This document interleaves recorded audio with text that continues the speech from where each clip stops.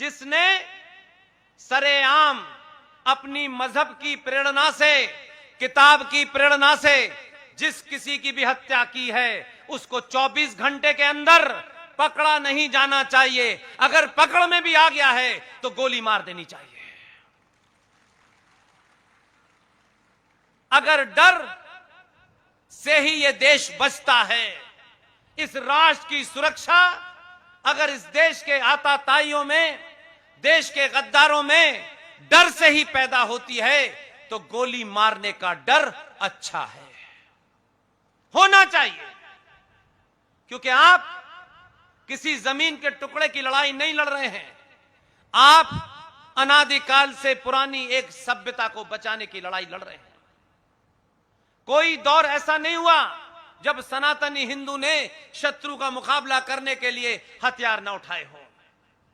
हां, यह इतिहास है हमारा कि हमने आज तक किसी की गर्दन पे तलवार रख के नहीं कहा कि अपना मत बदल लो, नहीं गर्दन काट देंगे।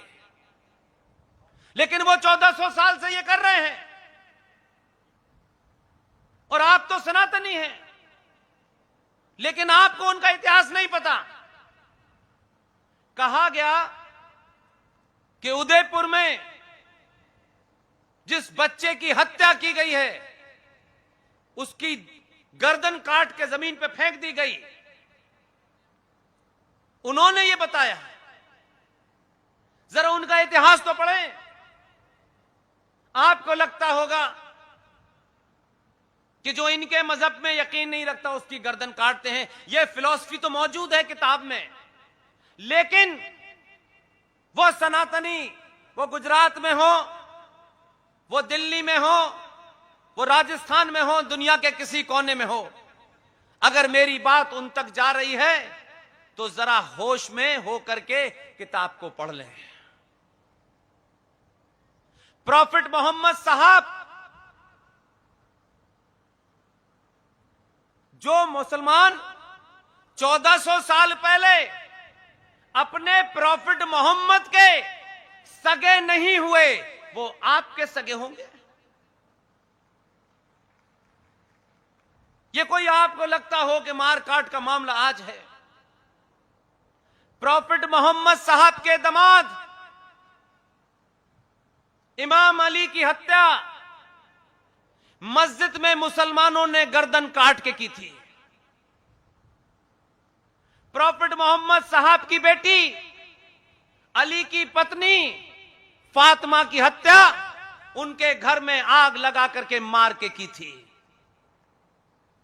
प्रॉफिट मोहम्मद के नवासे अली के बेटे, फातिमा के बेटे हसन और हुसैन करबला के मैदान में गला रेत करके, कलमा पढ़ के, नारे तकबीर अल्लाह अकबर के करके उनकी गर्दन काटी गई थी। वहां कोई आरएसएस का रामलाल श्यामलाल नहीं गया था।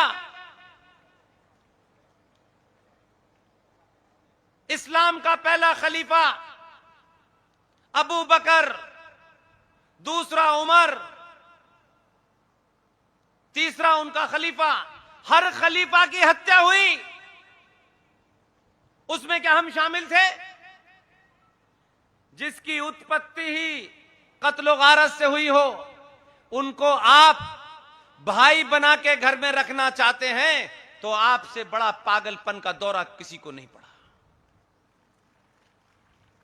दुनिया ने इलाज ढूंढा, आप नहीं ढूंढना चाहते। और आप चाहते हैं कि सत्ता पे हम जिसे बिठा दें बस वही ढूंढे। दुनिया में याद रखिएगा, सत्ताएं बहुत छोटी सी होती हैं, देश उससे थोड़ा बड़ा होता है। जो लोग सत्ताओं, संगठनों पे निर्भर रहते हैं, वो अपना पुरुषार्थ समाप्त कर देते हैं। उनको लगता है कि हमारे ऊपर होने वाले अत्याचार के बारे में सरकार की जिम्मेदारी है कि हमारे ऊपर जो हमला हुआ है उस हमले का प्रतिकार सरकार करे, कानून करे।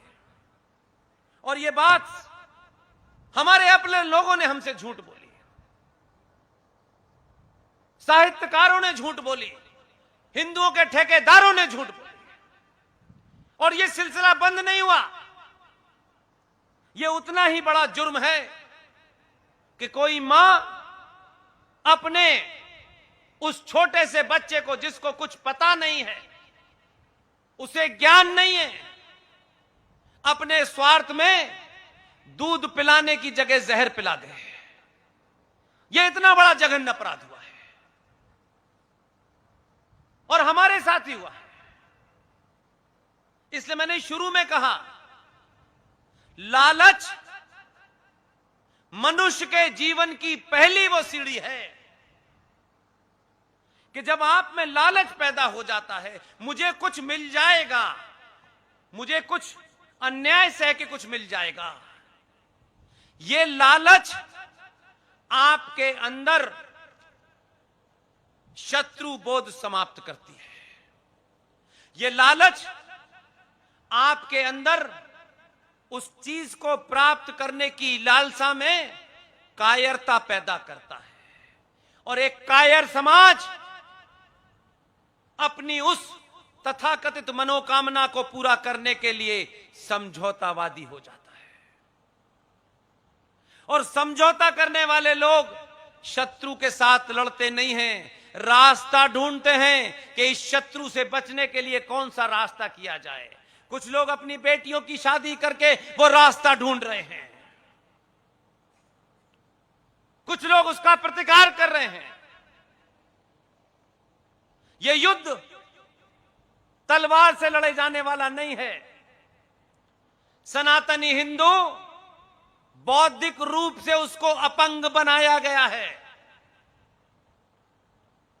दूसरे का कोई मर जाए तो हम उसकी चिंता करते हैं, लेकिन हम इतनी घिनौनी राजनीति में, इतनी छोटी मानसिकता में फंसे हुए हैं। शर्मा जी के घर में आग लगेगी तो वर्मा जी क्यों जाएंगे?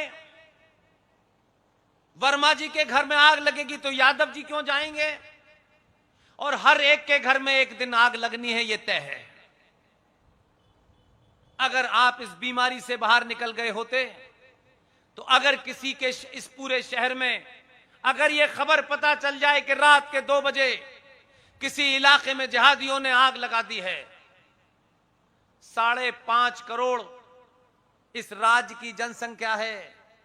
आपके अकेले इस शहर की जनसंख्या 31 लाख है।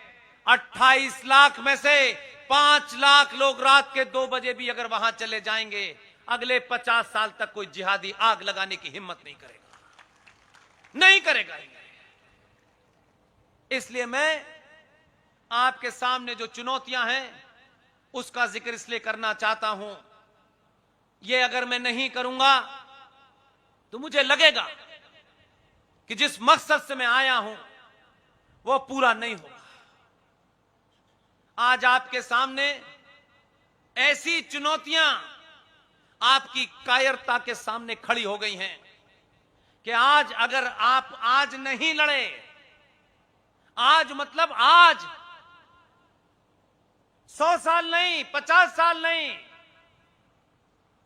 जो स्थिति है, जो मुझे दीवार पे लिखा नजर आ रहा है, मुझे सिर्फ यही मेरी चाहत है कि वो आपको भी नजर आए। जो मैं देख रहा हूं, इसलिए मैंने सोच समझ करके कर्नल RS सिंह, सुशील पंडित और मेजर जनरल GD बख्शी के कहने से सुख सुविधाओं वाला अपना जीवन छोड़ा मैंने, क्योंकि मैं उस सत्ता और व्यवस्था को जानता हूं, उस फिलॉसफी को जानता हूं।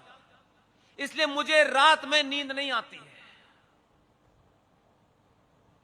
मुझे नींद उड़ जाती है मेरी। मैं रात के 2 बजे भी कुछ लिखने लगता हूं और सोचता हूं कि कल कहां मुझे जाना है, वहां मैं ये बात बोलूंगा, क्योंकि उसके बोलने के मूल में मेरा अपना स्वार्थ नहीं होता, स्वार्थ सिर्फ राष्ट्र होता है। इसलिए मुझे नींद नहीं आती है। मुझे मकान की चिंता नहीं है, मुझे कार की चिंता नहीं है। इत्तेफाक से ये दोनों मेरे पास नहीं है। मुझे लगता है बहुत इस भारत राष्ट्र के पास 10 से 15 साल का समय बचा है। हो सकता है आपको लगे कि आदमी शायद पागल हो गया है, हमें डरा रहा है। नहीं, मैं नहीं डरा रहा। यह 10-15 साल से ज्यादा का समय नहीं है। हम सिर्फ भाग रहे हैं, जिंदा रहने के लिए रास्ते ढूंढ रहे हैं, उसके बाद भी जिंदा नहीं रह पा रहे।